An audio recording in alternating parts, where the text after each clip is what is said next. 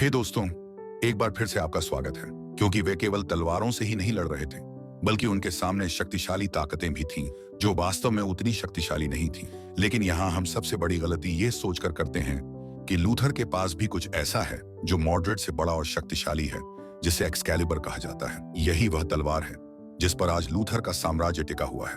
इसी की मदद से उसने मॉर्ड्रेड का जादू तोड़ा और इस युद्ध को जीत लिया। लेकिन इसके बाद राजा की चारों ओर प्रशंसा होने लगी। लोग उसका सम्मान करने लगे, जिससे उसके ही भाई को जलन होने लगी।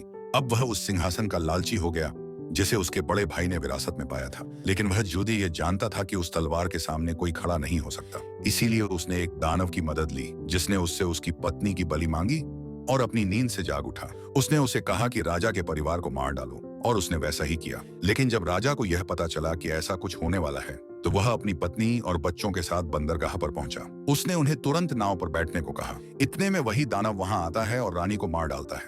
लेकिन राजा अपने बच्चों को नाव से दूर भेज देता है और खुद उस दानव से लड़ना शुरू कर देता है। दोनों के बीच भीषण युद्ध हुआ, यहाँ तक कि पानी के नीचे भी। लेकिन हमें यह नहीं बताया गया कि कौन जीता। बस इतना मालूम है कि जिसके पास तलवार होगी वही जीतेगा।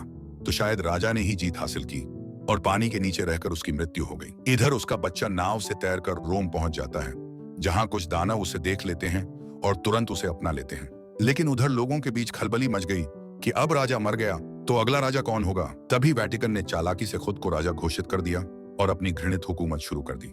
इस शासन में इंसानों को इंसान नहीं बल्कि जानवर समझा जाने लगा। वेटिकन को केवल शक्ति चाहिए थी, जिसके लिए उसने अब मेज टॉवर का निर्माण शुरू कर दिया। हालांकि वह खुद कोई जादूगर नहीं था, लेकिन उसे वही ताकत चाहिए थी जो मॉर्ड्रेड के पास थी। उधर आर्थर भी एक वेश्यालय में बड़ा हो रहा था। इस दौरान उसने लड़ना, चोरी करना, लूटना सब सीख लिया था। ऊपर से उसका दिमाग भी बेहद तेज था, जिसकी वजह से वह सबको हरा देता था। धीरे धीरे 20 साल बीत गए। अब लोग उत्साहित थे क्योंकि मेज टॉवर का काम पूरा हो चुका था। इसी बीच एक और समस्या आ गई। दरअसल बंदरगाह का पानी सूख गया। लेकिन केवल यही नहीं, वहां उसी बंदरगाह में एक्सकैलिबर तलवार भी दिखाई दी, जो एक विशाल पत्थर में गड़ी हुई थी। यह देखकर वेटिकन तुरंत बाहर आया और देखा कि हर कोई उसे निकालने की कोशिश कर रहा है, लेकिन कोई निकाल नहीं पा रहा। लेकिन क्यों? इस सवाल का जवाब जानने के लिए वह एक दानव के पास गया। दानव ने उसे बताया कि इसे केवल वही निकाल सकता है जिसने राजा का वध किया हो और जो अभी जीवित हो। तुम उसे ढूंढो और यहाँ लाओ। अब जब वेटिकन को यह पता चला तो उसने तुरंत अपने आदमियों को काम पर लगा दिया। आसपास के सभी जिलों के लोगों को जबरन यहाँ लाया जाने लगा, क्योंकि उसे किसी भी तरह वह तलवार चाहिए थी। इसी तलवार के जरिए उसे मेज टॉवर की शक्तियां मिल सकती थीं, वरना वह सिर्फ एक पत्थरों की इमारत बनकर रह जाएगा। शहर में हलचल मच गई। सबको वहां लाया जा रहा था। आर्थर भी उन्हीं में था। हालांकि उसे अपने अतीत के बारे में कुछ पता नहीं था, लेकिन उसे भी पकड़ लिया गया। एक एक कर सबको आगे लाया जा रहा था। हालांकि वहां खड़े किसी की इसमें दिलचस्पी नहीं थी। लेकिन जैसे ही आर्थर ने उस तलवार को छुआ, उसे एक अजीब सा झटका महसूस हुआ और उसके सामने अतीत के पन्ने खुलने लगे। वह अपने पिता के शिष्य को देखता है, जो आज उसे आदेश दे रहा है। पहली बार आर्थर ने हाथ हटा लिया, लेकिन जब दूसरी बार उसने धीरे से उसे ऊपर खींचा तो वहां जैसे भूकंप आ गया। वेटिकन, जो महल में बैठा था, उसे भी एहसास हो गया कि उसे वही मिल गया है जिसकी उसे तलाश थी। एक ही वार में आर्थर ने उस तलवार को बाहर निकाल लिया, लेकिन वह उसकी ताकत सहन नहीं कर पाया और वह वहीं बेहोश हो गया। चारों तरफ यह हंगामा मच गया कि राजा लूथर का वंश लौट आया है। उसने भी उस तलवार को निकाल लिया है और इसी वजह से लोग अब राजा के खिलाफ बगावत कर रहे हैं, जो वेटिकन को पसंद नहीं है। दूसरी ओर राजा लूथर के पूर्व सेनापति बेडमेयर की मुलाकात जादूगर में से होती है। वह उसे आर्थर के बारे में सब कुछ बताता है और कहता है अब हमें उसकी मदद करनी होगी, तभी वह पुराने राज्य को वापस पा सकेगा। जब आर्थर ने जेल में आंखें खोली तो वेटिकन उसके सामने बैठा था, जो उसे बताता है कि वह इस राज्य के पुराने राजा का बेटा है। वही अकेला है जो उस तलवार की शक्तियों को नियंत्रित कर सकता है। लेकिन अपना घमंड बनाए रखने के लिए अब वह आर्थर का सिर काटने जा रहा है, पूरे लोगों के सामने, ताकि सबको पता चले कि वह कितना शक्तिशाली है और वह किसी से नहीं डरता। उसी समय आर्थर को सबके सामने यह भी कहना होगा कि वह राजा बनने योग्य नहीं है और उसका पिता एक कायर राजा था। तभी उसके दोस्त बचेंगे, वरना उन्हें भी उसके साथ मार दिया जाएगा। तैयारियां चल रही हैं। लोग बाहर जमा हो चुके हैं। जिन्होंने आर्थर को बाहर आते देखा, उनकी आंखों में एक उम्मीद थी कि वह उनकी किस्मत बदल देगा। लेकिन अब आर्थर को अपने दोस्तों को बचाना है, इसलिए वह वही करता है जो वेटिकन ने उसे बताया था। कुछ ही देर बाद उसे भी सबके सामने सजा मिलने वाली थी। लेकिन तभी जादूगरों के लोग अपना जादू दिखाते हैं और सारे जानवर उन पर काबू पा लेते हैं। वहीं दूसरी ओर बेडमेयर के लोग हमला शुरू कर देते हैं। इस मौके का फायदा उठाकर एक आदमी आर्थर और उसकी तलवार को लेकर नदी में कूद जाता है। उसके बाद हम देखते हैं कि बेडमेयर एक गुप्त ठिकाने पर है, जहां वह उसे बताता है कि वह राजा लूथर का इकलौता बेटा है, जिसे अपना अधिकार दिखाना होगा। इस पूरे साम्राज्य को फिर से खुशहाल करना होगा। लेकिन आर्थर को इस जिंदगी में कोई दिलचस्पी नहीं है। वह सबसे लड़ने लगता है, मगर कोई उसे जाने नहीं देता। तभी वह वहां खड़े लोगों को इकट्ठा करता है, जिसकी वजह से वह फिर से एक्सकैलिबर उठाता है। लेकिन इस बार भी वह उसकी शक्तियां सहन नहीं कर पाता और बेहोश हो जाता है। तब मैथिली को एहसास होता है कि उसे कुछ भी याद नहीं है। एक्सकैलिबर उसे स्वीकार करने में हिचकिचा रहा है। सबसे पहले हमें उसे उसके अतीत से मिलाना होगा, जो अब तक लोगों के लिए एक रहस्य है। हमें डेक्लन जाना होगा, लेकिन बेडमेयर इसके लिए तैयार नहीं था, क्योंकि वहां बहुत बड़े और शक्तिशाली जादूगर हैं जिनके पास जाने से वे डरते हैं, लेकिन और कोई रास्ता नहीं है। इसीलिए वे लोग उसे उस टापू पर ले जाते हैं, जो बड़े और खतरनाक जीवों से भरा हुआ था, जो इतना डरावना लगता था कि कोई कल्पना भी ना कर सके। और वहीं पर आर्थर को अकेला छोड़ दिया जाता है, जहां वह उनसे लड़ता है। लेकिन एक समय आता है जब उसके सामने बहुत ही खतरनाक भेड़िए खड़े होते हैं। वह अपनी तलवार निकालता है और उसे एक पत्थर पर रख देता है, जिसकी शक्ति अब उसके अंदर आने लगती है। इस दौरान उसे अपने पिता का वह पल दिखता है, जो आज तक सबसे छुपा हुआ था। जब राजा लूथर उस रात भाग रहे थे, उनके सामने जो राक्षस लड़ने आया था, वह और कोई नहीं बल्कि वेटिकन ही था, जिसने अपनी पत्नी की बलि दी ताकि वह उस रूप में आकर लूथर को मार सके। लेकिन उस दिन लूथर ने अपना दांव खेला और उसने उस तलवार को फेंक दिया और खुद को बेहोश कर लिया, यानी वह उसके अंदर चला गया। अगर एक्सकैलिबर कहीं भी गिर जाए तो केवल उसका असली मालिक ही उसे निकाल सकता है, और वह है आर्थर। अब धीरे धीरे लूथर का शरीर पत्थर में बदलने लगा और पानी में घुलने लगा, और यही वजह है कि वेटिकन आज तक उस तलवार को नहीं पा सका। यह नहीं कि वह कभी नहीं पा सकेगा, इसके लिए उसे पहले आर्थर को मारना होगा। यह सब जानने के बाद अब आर्थर समझ गया कि उसका पिता कौन था और वह यहाँ किस मकसद से आया था। इसीलिए अब उसने तलवार को धीरे धीरे चलाना सीख लिया। वापस लौटते समय बेडमेयर और मैली उसे पूरी सच्चाई बताते हैं। पहले सब लोग मिलजुल कर रहते थे, लेकिन वेटिकन ने अपने लालच के लिए सब कुछ बर्बाद कर दिया। उसने मॉडरेट से मुलाकात की और भूल भुलैया के सबसे बड़े राजा की हत्या करवा दी, और फिर दोनों लूथर को भी मारना चाहते थे ताकि उस तलवार की सारी शक्तियां उन्हें मिल जाएं। उसके बाद वे राज्य को आधा आधा बांट लेंगे। लेकिन ऐसा नहीं हो सका, क्योंकि लूथर ने मॉडरेट को मार डाला और वह तलवार लेकर पानी में डूब गया। जितनी देर तक वह भूल भुलैया का टॉवर रहेगा, उतनी ही ताकत उसमें होगी। इसी वजह से एक्सकैलिबर पानी से बाहर आया, क्योंकि अब खतरा पास है। यहाँ मैली यह भी बताती है कि उसके कई साथी वेटिकन ने मार डाले ताकि वे तुम्हारी मदद न कर सकें।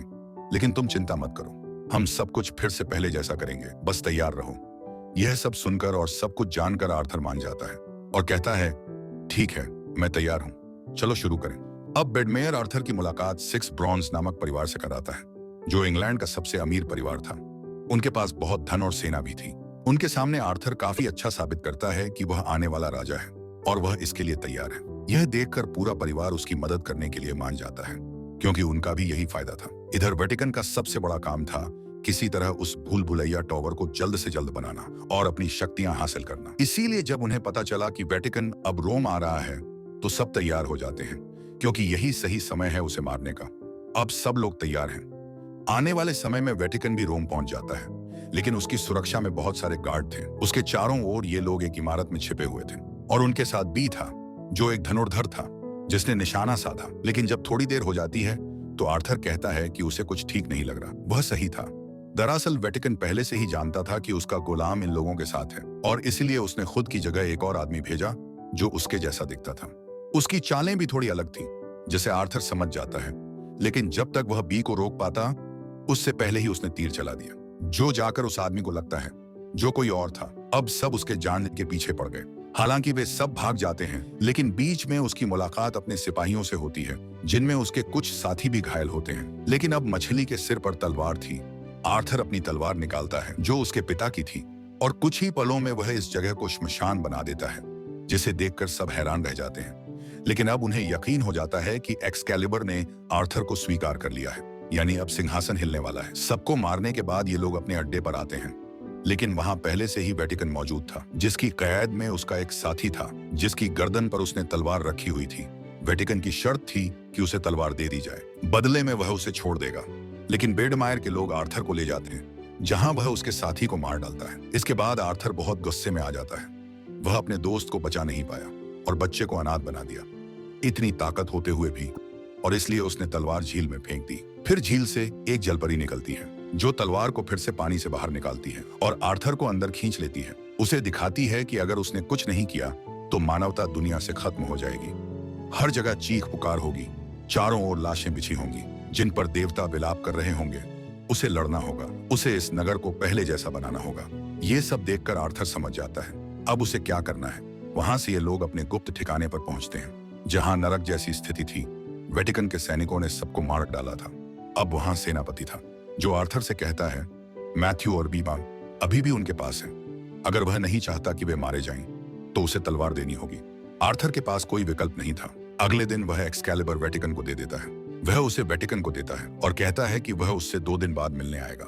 तलवार पाकर वेटिकन ने उसके सारे साथियों को रिहा कर दिया क्योंकि उसे वह मिल चुका था जो वह चाहता था। अब आर्थर भी सुरक्षित था, इसलिए वह उसे पहली बार अपने किले में बुलाता है जहां आर्थर के पिता और उसकी मां बैठते थे। लेकिन पर्दे के पीछे कुछ और ही चल रहा था। जब वेटिकन ने मैथ्यू को छोड़ा, उसने सारे पक्षियों पर काबू पा लिया और डार्कलैंड के कुछ बड़े सांपों पर भी।